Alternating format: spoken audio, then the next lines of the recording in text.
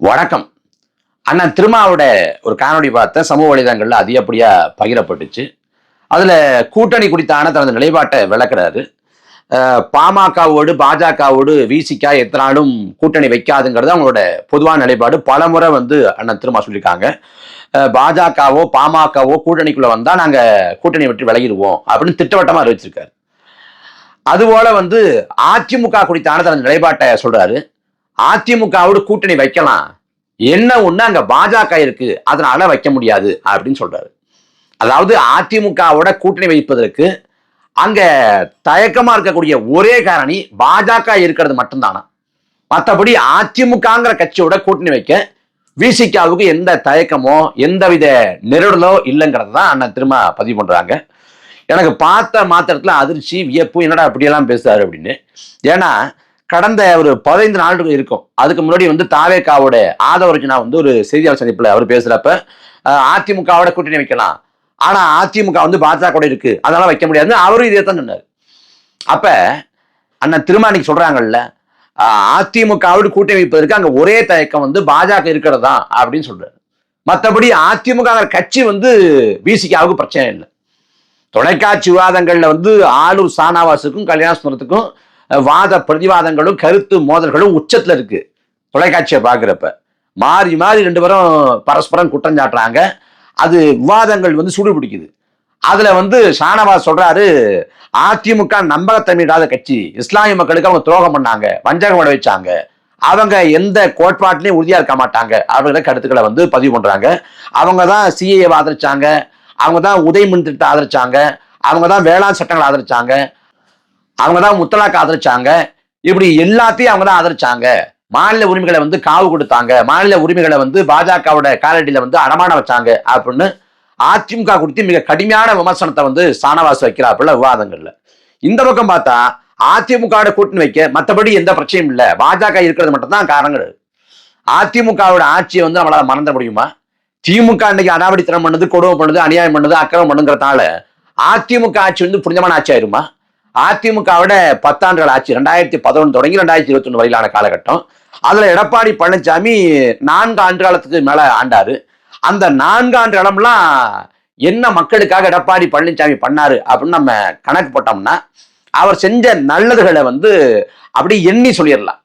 7.5 அந்த நீட்ல ஒரு இடஒதுக்கீட்டை கொண்டு வந்தது. அப்புறம் இந்த கிராமப்புற மாணவர்களுக்கு 7.5 இடஒதுக்கீடு.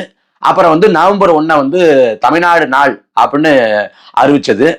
அப்புறம் தைப்பூசத்துக்கு விடுமுறை விட்டது. வேளாண் பாதுகாக்கப்பட்ட வேளாண் மண்டலம் அப்படின்னு அந்த காவிரி படுகையை அறிவிச்சது. அதுலயுமே விமர்சனங்கள் இருக்கு, குறைபாடுகள் இருக்குன்னா கூட அந்த அறிவிப்பு. இப்படி ஒரு 5-6 தான் எடப்பாடி பழனிசாமி ஆட்சி காலத்துல பண்ண நல்லதுகள் அப்படின்னு சொல்லிடலாம். ஆனா அந்த ஆட்சியோட கொடுமைன்னா அது நீண்ட பட்டியல் போடலாம்.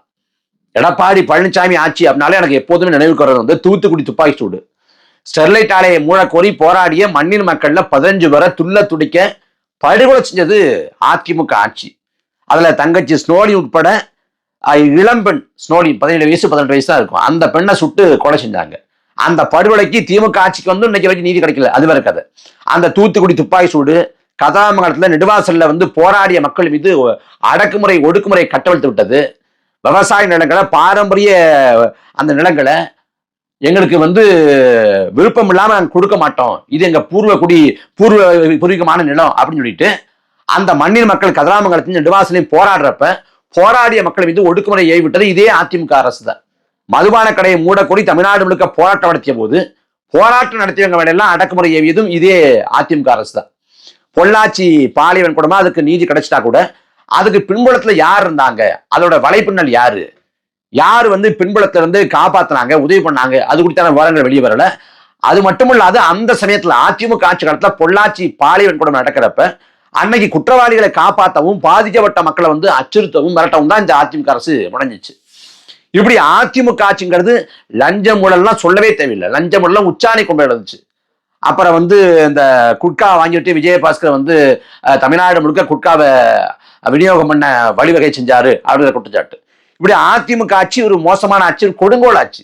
எடப்பாடி பழனிசாமி எந்த கோட்பாட்டுவாதியோ கொள்கைவாதியோ தத்துவம் சார்ந்து நிற்கிறவரோ மக்கள் நலனுக்காக விடாப்படி நிற்கிறவரோ இல்லை.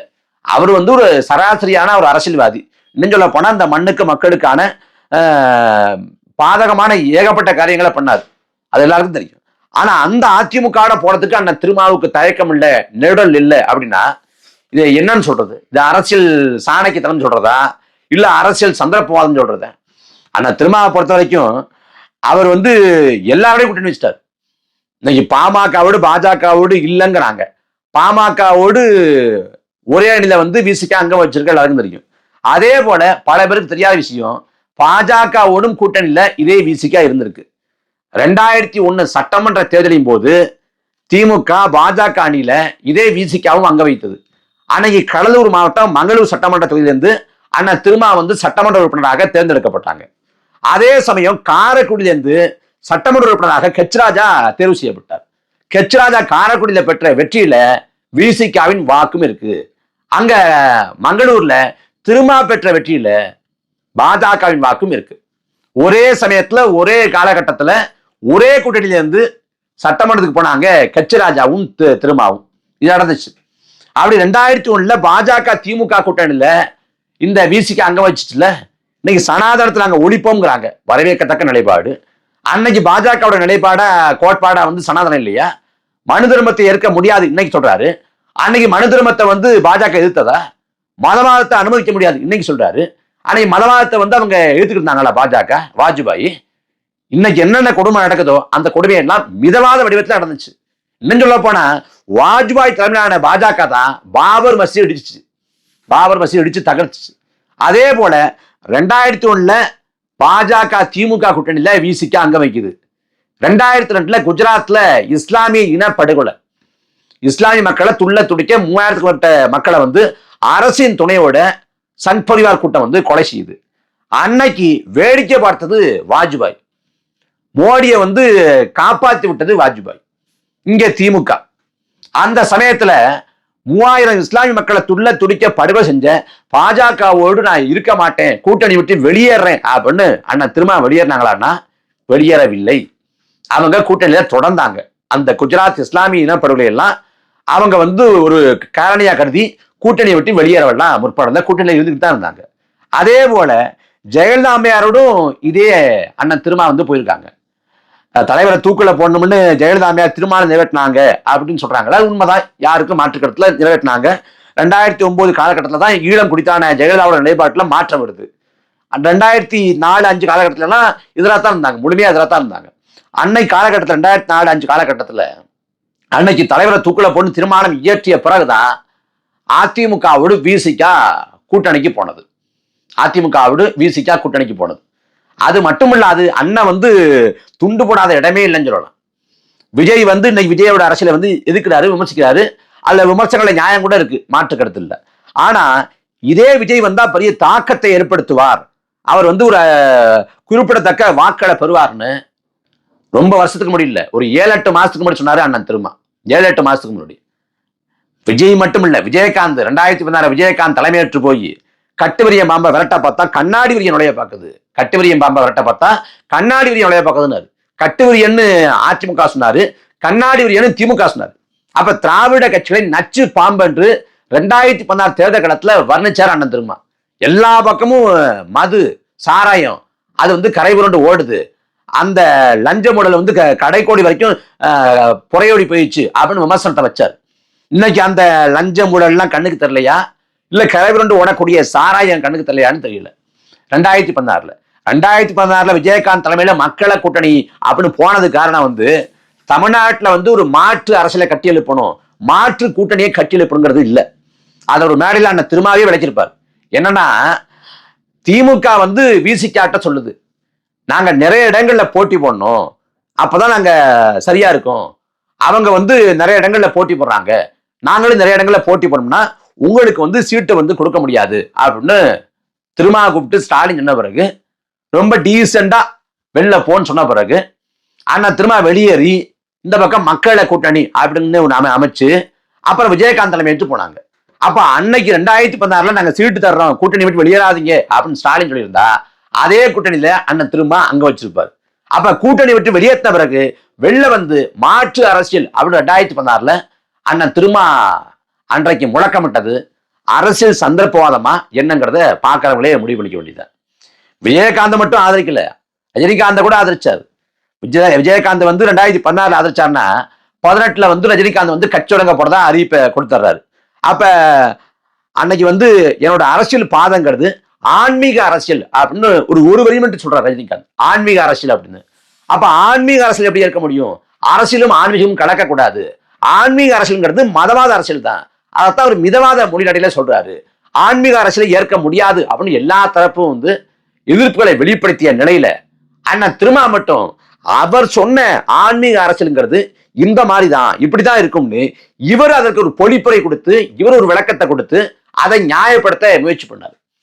அப்ப வந்து தமிழர் அல்லாத ரஜினிகாந்த் வந்து தமிழ்நாட்டை ஆளக்கூடாது அப்படின்னு நான் முழக்கத்தை வச்சப்ப, ரஜினிகாந்த் தமிழ்நாட்டை ஆளக்கூடாது இங்க சொன்னீங்கன்னா அவர் இந்தியாவுக்கே பிரதமராகி, எப்படி இந்தியாவுக்கே பிரதமராகி தமிழ்நாட்டை சேர்த்து ஆண்டுவாரு சொன்னது அண்ணன் திருமாவளவன்.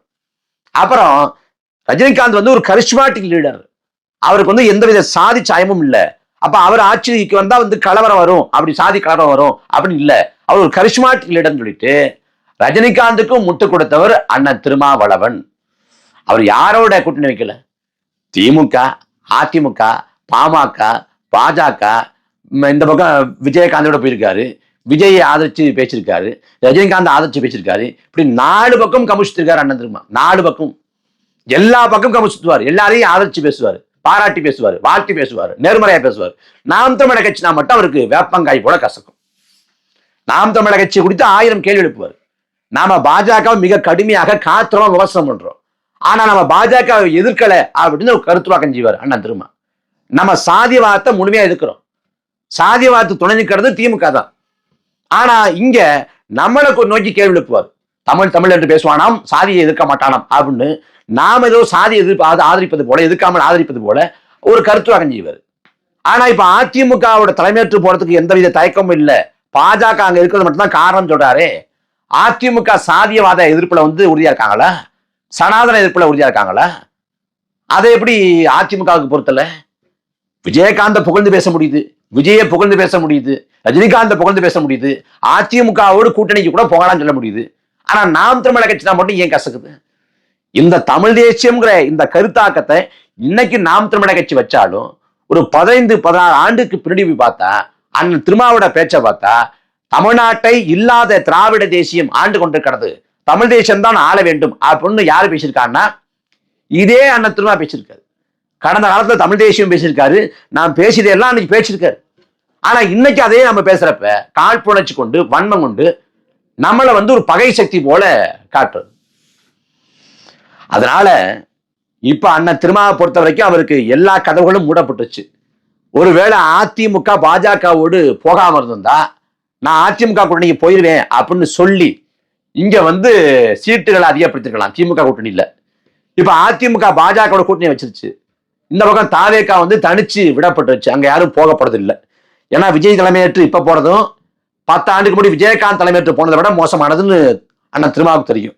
அப்ப அண்ணன் திருமாவுக்கு ஒரே வழிதான், திமுக மட்டும்தான் இப்ப இருக்கக்கூடிய ஒரே வழி, ஒரே ஆப்ஷன். வன்னியர் சொல்றாங்க நாங்க 50 சீட்டு கேட்போம் அப்படிங்கிறாங்க. 5000 சீட்டு கூட நீங்க கேட்கலாம், ஆனா அவன் 6, 7, 8 தான் தருவான். ஏன்னா அப்படிதான் நடத்துவான், அது தெரிஞ்சதானு. காவல்துறை வந்து தமிழ்நாடு அரசின் கட்டுப்பாட்டுல இருக்குது. தமிழ்நாடு முழுக்க விசிகா கொடியேற்றத்துல இன்னைக்கு வரைக்கும் பிரச்சனை இருக்கு. 21 ஆட்சிக்கு வந்த உடனே மோரூர்ல கொடியேற்ற அவ்வளவு பாடுபடுத்தாங்க. அதனால இது அண்ணன் திருமாவோட எப்படி சொல்றது அரசியல் அறம் இதுவா அப்படிங்கிற கேள்வியை வந்து இந்த காணொலி வாயில எழுப்புறோம். இது பச்சோந்தித்தனம் இல்லையாங்கிற கேள்வி எழுப்புறோம். நம்ம ஐயா ஸ்டாலின் போல, ஐயா எடப்பாடி பழனிசாமி போல அண்ணன் திருமா வந்து அவரை கடுமையா சாடவோ கடுமையா பேசவோ முடியல. என்ன இருந்தாலும் நம்ம அண்ணன், அதனால நாம் அவரை கண்டிக்கவோ எதிர்க்கவோ சாடவோ தூட்டவோ முற்படலை. மாறா வந்து தோழமையா சுற்றும், அவ்வளவுதான்.